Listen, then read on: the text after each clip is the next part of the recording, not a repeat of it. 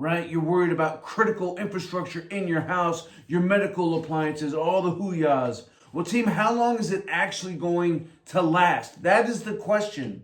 And that's the question that we're going to answer. Team, they market this as a solution if you're in a survival situation. But let me show you what they're not telling you.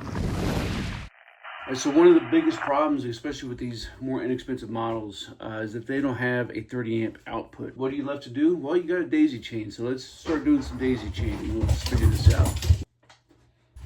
Of course, you're doing this in the dark, in real life, right? We just got the fridge plugged in. All right, so 99%. With just the fridge. When that kicks on, it's going to go down. But let's tie in some more stuff. I can't tie in my water pump. Can't tie in my water heater. I can't tie in my dryer. But let's get crazy with it. Tie in the washing machine. You know what else we need? Let's throw in a little heater. Just a little space heater. Less than an hour, right? 70 minutes, basically less than an hour. It's really just the heater and the fridge. Like,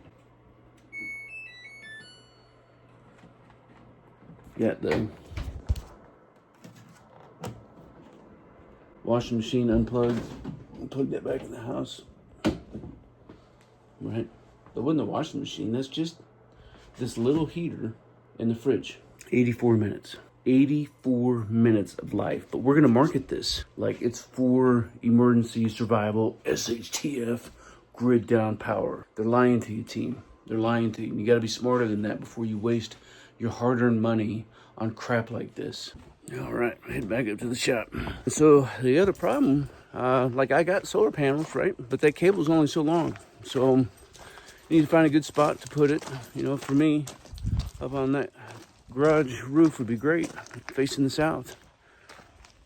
But the cable's not gonna reach that long, which means this dude would have to be closer to the panels, which means now I need even more extension cords. And you gotta have an extension cord for everything that you're running. The question is can the panels keep up with the power output, or is this all one big farce? Pretty crazy, right? Team, welcome back to the channel. As always, I'm stoked and I'm pumped up to see. I'm looking forward to hearing your thoughts and your comments down below about power generation for off-grid or emergency situations, as we all continue to master our craft and develop our tactical virtue. This model comes in at 2.4K, right? But there's a lot of things that they don't tell you, and I did a little bit of testing on it. I'm obviously not happy with a few things. I will tell you at the end, the one thing where I think this thing is going to work out good for me. So let's roll through, right? I started my testing on this, actually doing some camping with the Mrs. Stoker. And I was like, you know, I'm going to take this camping, but I don't know what I'm going to do with it. Like, so I was like, well, shoot, you know what? Let me do a little glamping with her then, and I'll use it to make some coffee. So let's look at how it did with making coffee.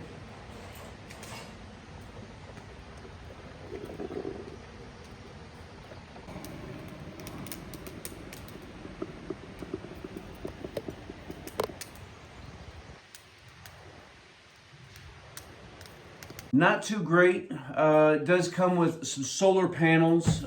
So let's take a look and see how well it did charging all day in the sun after doing some glamping. Because you got to do some recovery ops, right? You go to the field, you come back, you get things reset and retooled. That way you can go out the next time. Sitting still at 64% from camping. We have an input of 0. So it's been 6 hours since this morning, as you can tell. A little bit brighter, still overcast, but got some sun coming in. 66 watts coming in. We are now up to 73%. So 6 hours with partial sun has given us just about 10%. And as you can see, it'll take full charge in 13 or 14 hours. So it's been 12 hours. We are done receiving good sunlight After 12 hours, we're sitting at 99%. As you can see, we got no more input, and it's going to be that way. Obviously, this brings about some issues and challenges, not only for this particular model or setup, but really for any solar generation when it comes to power. So you need to think about your total output that you're going to get, right? How many kilowatts do you need to be consistent to run? And how fast, with a solar generator, how fast are you going to be able to charge it? Is it going to be able to keep up with the load? So how many panels do you need? How big of a battery bank do you need? Because you're not going to get sun all day long. Do you have the ability to tie in a propane, gas, or diesel generator into your battery bank, right? If I can learn how to talk. Or are you strictly relying on the sun? If that's your answer, man, you're probably going to need a lot more batteries than what you think. Now, these are great because they kind of give you all the things in one package, right? If you try to build a solar setup for a house or a cabin or something, this is not what you're going to go with, but you're going to have to go with a lot of different parts and components, right? Your batteries, your controllers, all the brains, as well as your solar panels and everything else. And I'm not sitting here trying to tell you that it's a challenge, but it is not, you're going to have to do some mathing, right? And you're going to have to do some figuring, and you're going to have to do some mechanical work on actually getting stuff set up. So, most people in this country, they don't have the intestinal fortitude to even figure out how many kilowatts a fridge is using, let alone how many batteries do I need and for how long, and what is the amount of average direct sunlight that I'm getting to be able to figure out how many panels that I need to charge said batteries, right? We've got too many lazy fatzos out there. What we need are dudes like you who are out there trying to figure it out. There are a couple good resources online if you just do some Googling. I would do it for you, but then I would just send you a link to let me Google that for you, and it would do all the work for you. Again, we don't need to be lazy about this, but it doesn't have to intimidate us. It's out there, and there's probably people in your area who have figured it out as well, that you can go look hands-on and see what got put up. But if I wanted to do something for the house, which eventually maybe I will, you got to figure out how many, what are you trying to run, how often are you trying to run it, and all the hoo-yah stuff, right? How many batteries? How many days do you want to be able to go without sun in the wintertime? You got to think, hey, I need to be able to tie in another source of charging these batteries, right? And you're going to find that with a no-shit solar setup, you're probably going to spend in the tune of 10 years worth of electric bills. And then you may find at the end of those 10 years that you got to start replacing batteries.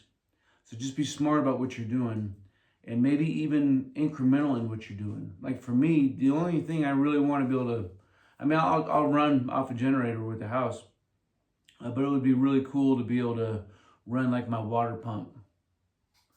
But running a utility is not enough. There's not enough bang for the buck for the amount of infrastructure that you have to put in. So for me, for something like this, I'm getting ready I just cleared off some property in the back, and I'm gonna put a pole barn back there. And I'll probably, instead of running power from the house out there, I'll probably set this up out there. That way I can use it to charge some stuff. I can hook up some lighting for the barn, and go at it that way. Like I'm not going to use this for camping. Like, it was nice to make coffee, but I like cowboy coffee. I'm not a new age hipster who has to drink soy lattes. I'll throw some eggs in my coffee and settle it down with a little bit of cold water and drink it like we used to back in the day. So team, I'm looking forward to hearing it, man. Let me know what you think about, not necessarily, I want to hear your thoughts about solar, but it's the marketing, right? I have the answer for your test. Team, I appreciate you guys, as always. You stay out there. You keep grinding. Oh, you've been doing YouTube for a long time now. I know you know how to do all the YouTube things, right? The mashing and the pressing and the sharing and the sending. But I'm going to challenge you and encourage you to either go to Amazon or go to my website and consider buying a copy of the SHTF Field Manual. Or consider becoming a channel member. It'll give you exclusive access to content, including PDF versions of everything I've written. Radio Operator's Handbook, SHTF Field Manual, and more. I appreciate your support, team, and I appreciate you guys out there kicking ass and taking names.